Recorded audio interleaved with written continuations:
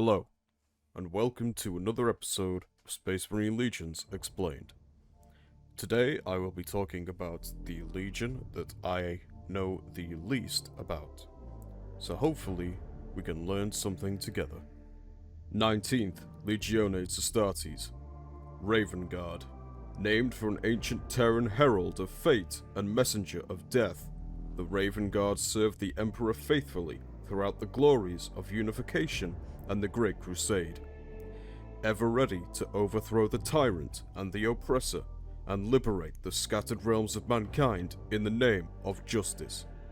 From its earliest days, the warriors of the Legion were known as cunning and patient hunters, adept at biding their time until the moment to strike was at hand. As masters of guile, subtlety, reconnaissance, and infiltration, their doctrines exemplified speed, stealth, and precision above all else, striking from the shadows with shocking strength. Primogenitor, Corvus Corax, also known as the Raven Lord. Cognomen, Prior, non-officially recognized. Early Great Crusade era, the Pale Nomads. Observe strategic tendencies, rapid deployment operations, strategic interdiction operations, reconnaissance in force, guerrilla actions, low collateral damage, imperative compliance operations, noteworthy domains, deliverance, allegiance, fidelitas constantis.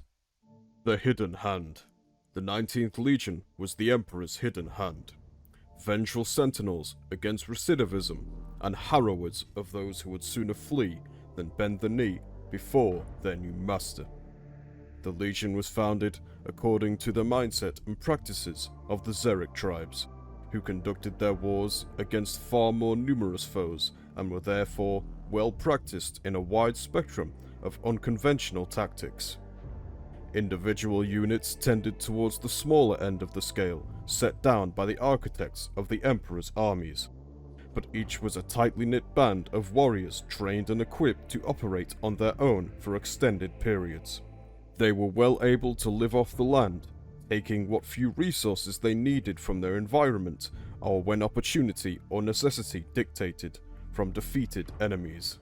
Drawing on the demeanor of the techno-savages from which it recruited, the Proto-Legion quickly demonstrated its skill at reconnaissance and target identification, and its ability to transition from inscrutable watchfulness to rapid attack in the blink of an eye.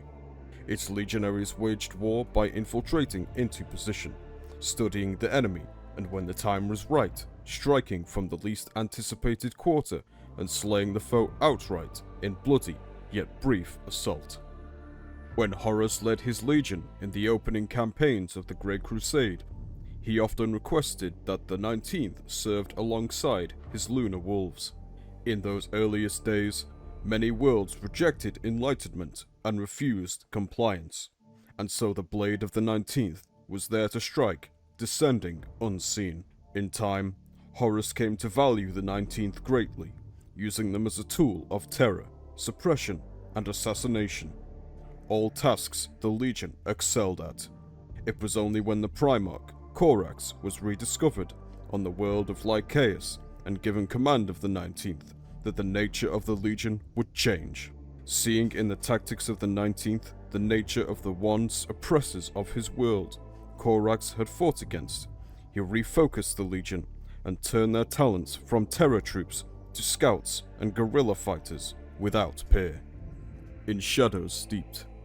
Upon assuming command of his Legion, Corvus Corax took steps to codify the methods of warfare he had employed against the slaver lords of Lycaeus into a series of tactical and strategic maxims by which the Raven Guard would operate.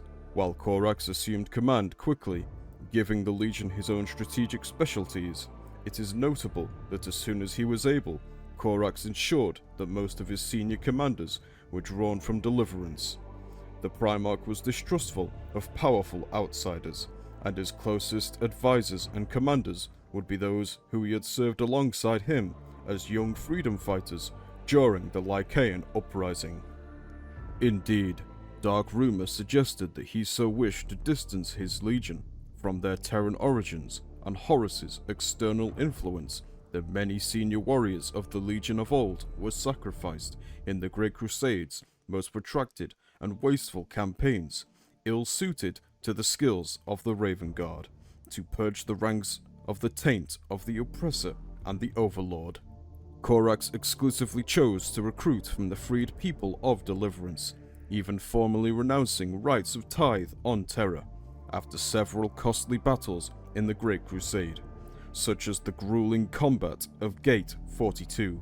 The number within the Legion swung in favor of those born on Deliverance. During the Great Crusade, the Legion's stealth specialties were widely utilized and became ingrained, eschewing massed battles and attritional warfare. To aid their preference for and skill at fast strikes and hit-and-run raids, the Legion's armory was biased towards light attack vehicles and those marks of armor that favored agility and stealth over heavier plating.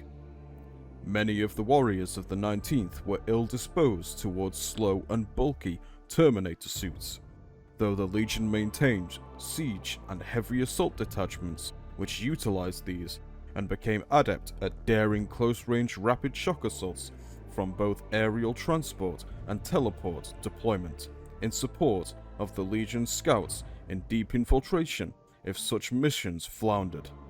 Corax did not favor these units, though he called upon them as avatars of his carefully controlled anger, loosed when an enemy proved itself worthy only of utter destruction.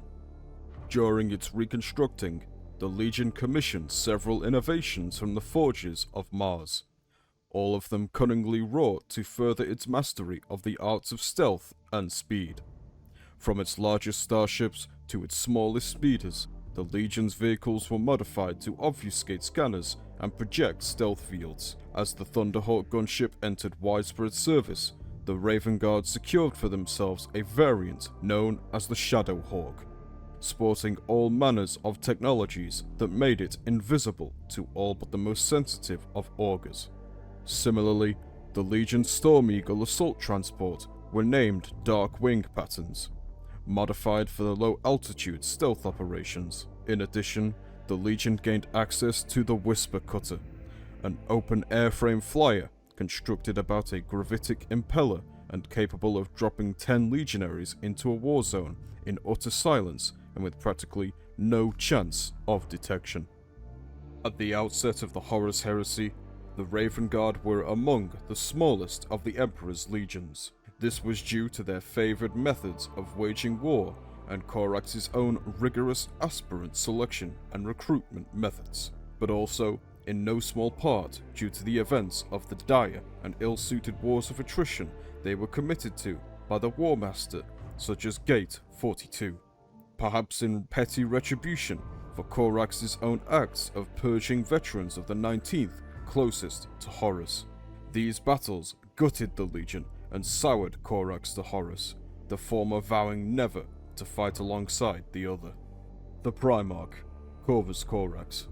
Corvus Corax, the Raven Lord, named the Deliverer, came to awareness in a lightless chamber far beneath the surface of a barren moon called Lycaeus, a slave prison satellite ruled over by the tech guilds of Kiava, where notions of justice and human dignity had no place in this brutal regime. Corax swore to the people of his newfound world he would liberate them from their cruel existence. Fighting for the freedom of the slaves of Lycaeus against the guilds, Corax learned the skills of subterfuge, swiftness, and covert warfare he would impart upon his legion. Upon victory, he renamed his world Deliverance. In his formative years, the ivory-skinned, shadow-eyed, and sable-haired Primarch became a paragon for the virtues of the oppressed, a trait that would stand him apart from the arrogance and cruelty of many of his brothers. The Raven Lord frequently operated alone, or otherwise led very small bands of hand-picked warriors who, of all his sons, possessed skills comparable to his own. The Mordaethan, or Shadow Masters. This predilection was derived from his time as a freedom fighter, where circumstances dictated small cells of rebels were often more effective than larger numbers. It was not unusual for Corax himself to conduct extensive reconnaissance prior to a battle. While most Primarchs would leave such tasks to their warriors, Corax is also known to have led small forces on deep infiltrations far behind enemy lines, striking directly at the heart of an enemy force, leaving his line officers to conduct the overall operation.